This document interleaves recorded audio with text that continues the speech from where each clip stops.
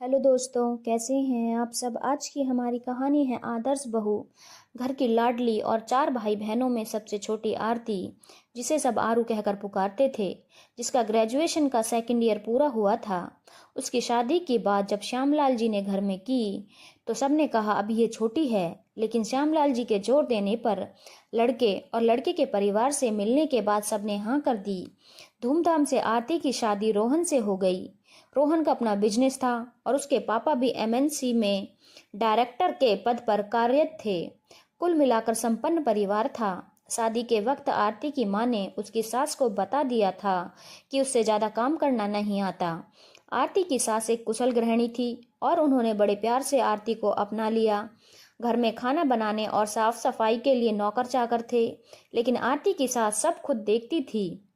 उन्होंने आरती को कोई भी काम करने को मना किया हुआ था। जरूरत भी नहीं थी, क्योंकि घर में सब काम करने के लिए नौकर थे। उसे ऐसा घर परिवार मिला था कि किसी को भी अपनी किस्मत पर नाज हो। आरती कॉलेज जाती, पढ़ाई करती, वैसे जैसे वो अपने मायके में रहती थी वैसे ही अपने ससुराल में रहती। कोई काम उसे करना नहीं पड़ता था। दिन बीते और देखते देखते आरती की पढ़ाई पूरी हो गई। अब उसे जॉब करनी थी। रोहन ने आरती की अपने ही बिजनेस में हाथ बटाने को बोला। आरती तैयार हो गई।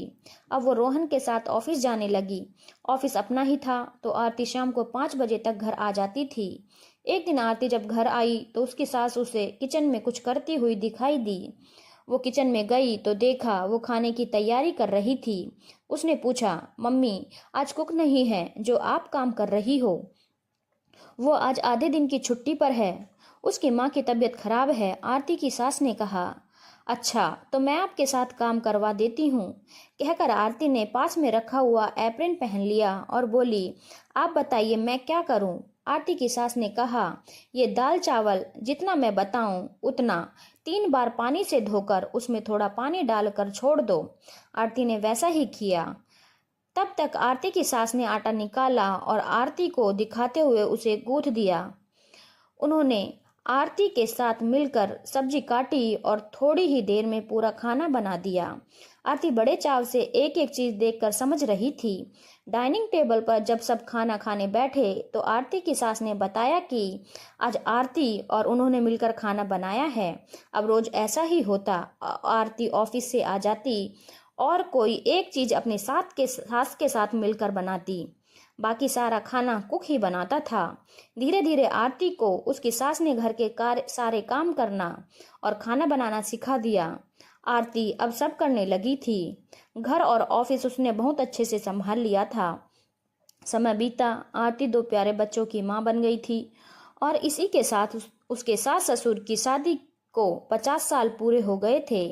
घर में जश्न का माहौल था। आरती ने कोई कमी नहीं छोड़ी थी।